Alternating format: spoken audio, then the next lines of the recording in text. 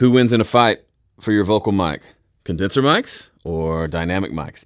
Hey, this is Joe from Home Studio Corner. Today we're going to dive into when and where should you use dynamic microphones versus condenser microphones. But before we do that, I'm going to set a timer for 1 minute and give you a quick overview of the difference between dynamic microphones and condenser mics. So a dynamic mic, that's something like a Shure SM57, right? Or this fairly new PD70 from Personas, which I love. This essentially just has a little capsule that's like a magnet with wires around it. There's no electricity that needs to flow through this to make it make sound.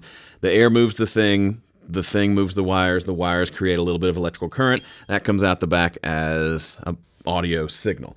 Condenser microphones, a little bit more complicated. They have a little metal plate inside that you have to charge. This doesn't work unless you turn on phantom power, and then that sends power down the microphone cable to the microphone, charges the plate, and it can pick up sound. The difference in sound between the two, this one can have a little more clarity, a little more reach, can sound a little more exaggerated. This one can sound a little smoother, a little darker, and a little more chill. They both have their places. You'll see these a lot in live, but they're great in studio. You'll see these in both, okay? All right. Okay, so let's just listen to them and talk about the differences, and I'll share with you the places where I would choose one over the other. For these videos, for years, I've been using this microphone, which is a Roswell Mini K47. It's a medium diaphragm condenser microphone. The diaphragm part just means how big is that capsule. This one's kind of small-ish. There's ones that are bigger, and there's little pencil condensers that are very small.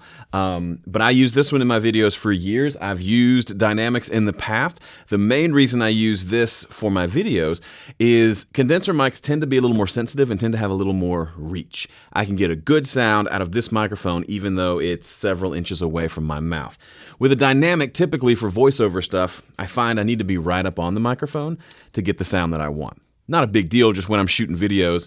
Sometimes I don't want a microphone right in my face, blocking all this prettiness and depriving you from being able to see it. All right, let me grab some headphones and let's listen to these together. So when the vocal mic is off to the side, my breath doesn't come flying out and hit the microphone. However, when I'm using it for like a vocal recording session, I will put my mouth right up on the microphone, so I want some sort of a pop filter to get those plosives out of the way. Otherwise, it sounds like this.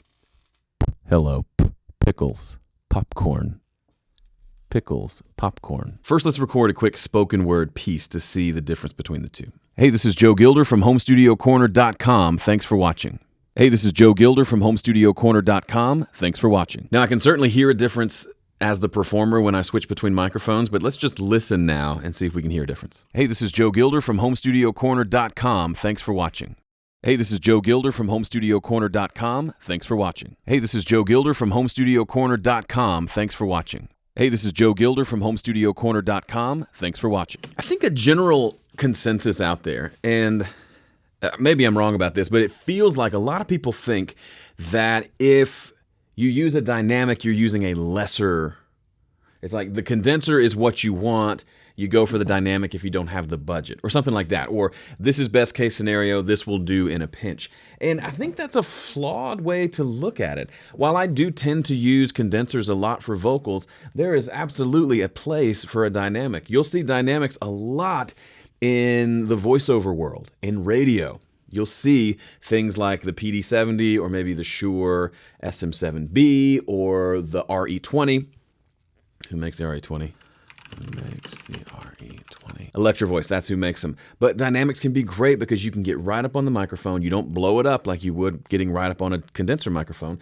And they have this nice fullness to them without being excessively bright. To contrast that, if you listen to a lot of NPR, I think they use a lot of Neumann condenser microphones, and you can hear it in the way that they record them. Their voices are a little more pristine, a little more precise.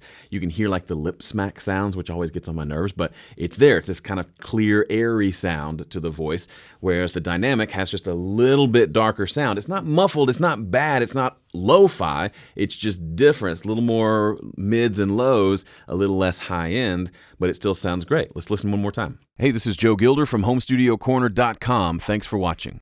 Hey, this is Joe Gilder from HomeStudioCorner.com. Thanks for watching. Just then, the difference I heard between them, the condenser sounds wonderful. The dynamic sounded a little bit more like what I expect to hear on like pop radio. A little bit of EQ and limiting, and that DJ voice is in your face. It's kind of got that aggression to it that we're used to hearing on a lot of those more popular radio stations. All right, we've done spoken word. Now let's move into singing vocals and see what we can hear. First, something soft and ballad-like. I don't want to look, I don't want to see what's under the hood. Don't want to be anything but good, and I can't be. I don't want to look, I don't want to see what's under the hood. I don't want to be anything but good, and I can't be. Before we listen, another thing that's worth mentioning, dynamic microphones tend to have a lower output because they're not charged up like a condenser. So I'm turning up the preamp gain on the dynamic when I record it. So you're going to hear them at the same volume, even though I'm going to have to add more gain to get the dynamic to the same level. Here, it's actually the opposite. I turn the dynamic up too much. Let's normalize both to get roughly the same volume, and let's take a listen. I don't want to look, I don't want to see what's under the hood. Don't want to be anything but good, and I can't be. And now the dynamic. I don't want to look, I don't want to see what's under the hood. I don't want to be anything but good, and I can't be. To my ears, the dynamic feels a little more bass heavy, a little more thick sounding, while lacking some of that top end air that you get with a condenser. Now, in the raw recordings, we don't hear that as much, but later on when we go to mix these is when you'll really start to hear it. So let's say on this vocal, we want to do something like, actually, let's add this EQ. This vintage EQ, I usually like to boost a few decibels at 7.2K, gives it a little bit of brightness to it. So let's take the condenser and let's use that EQ and boost just a little bit. I don't want to look, I don't want to see what's under the hood. So there's that brightness there. What does that same boost, same EQ sound like on the dynamic?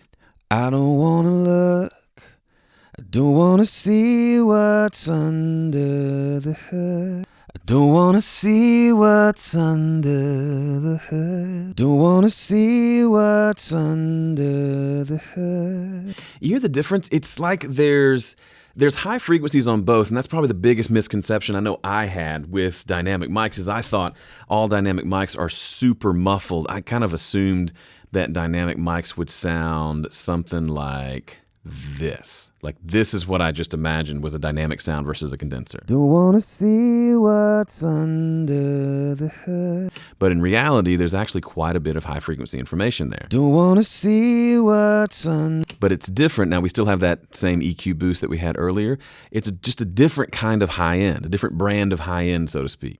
I don't want to see what's under the hood. That one feels lighter and like it extends higher, whereas the dynamic, that top end, feels contained. Don't want to see what's under the hood. The other thing I hear, and let me turn all the plugins back off so we're back to just listening to the raw vocal, is like the S's on the word C.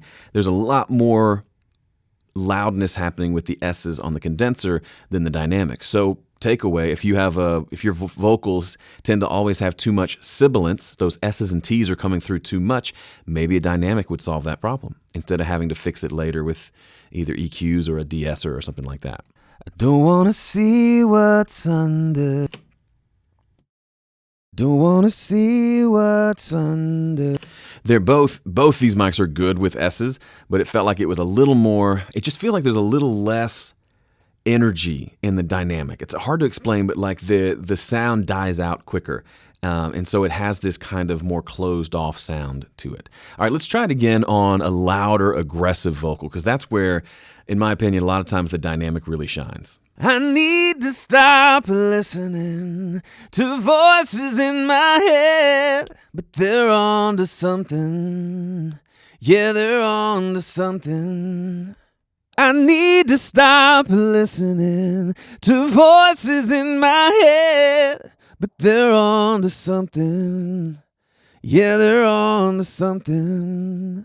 All right, let's normalize those. That looks about right. This one still looks a little louder. Let's pull it down just a little bit. All right, now let's listen to the condenser first. I need to stop listening to voices in my head, but they're on to something. Yeah, they're on to something. I need to stop listening to voices in my head, but they're on to something. Yeah, they're on to something. That's really, really interesting to me. Here's what I hear. So on top of the things we've already said, those things are still true here, but specifically, I'm hearing a lot less. So when I sing loud, when I sing that kind of dig in, louder stuff, it gets real nasal, real quick. And that's fine, but it means that it starts to emphasize these annoying, my voice literally emphasizes these annoying kind of upper mid frequencies like this. Need to stop listening to voices in my head. Okay, so those are just, those frequencies are just present in my voice when I'm singing that loudly. However, I found the condenser tends to accentuate those and make them more annoying than the dynamic. The dynamic seems to be a little more chill in those annoying frequencies. Listen to that specifically, those higher mid, annoying kind of sort of frequencies. I need to stop listening to voices in my head. I need to stop listening to voices in my head. So there's a little more low end in the dynamic. I'd probably EQ that out in my mix so it doesn't sound muddy at all, but it doesn't have any of those same ringing sort of problems that I tend to get with my condensers. And that's honestly, sitting here doing this, I just recorded that vocal I'm talking about. A part of me wishes I had stuck with the dynamic for that vocal line because I had to spend a lot of time fixing that kind of sort of a sound in the mix. And it sounds like this kind of gets rid of it at the source. So what have we learned today? We've learned, first of all, if you can, own both. This microphone, the PD70 from Personas, sells for I think $130. So it's not super like out there price-wise. The SM57 you can get used for $70 or so. They sell new for about $100. And then a condenser mic, there's lots of options there. This is the Mini K47 from Roswell. I think it's like a $400 mic. We're not talking thousands of dollars here, but if you can, have both, because those examples that I showed you, I may very well use different microphones for different songs on an album, depending on what fits the voice better. And having a dynamic and a condenser in your arsenal is never a bad choice. So add this to your to-do list. Let me know if you have any questions. If you liked this, hit the like button, hit the subscribe button. Be sure to share it with a friend if you have someone who's having a hard time figuring out all this microphone stuff. I would love to help. Also, if you'd like my free recording cheat sheet, it's 100% free. Just go to recordingcheatsheet.com. Check it out. Thanks for watching.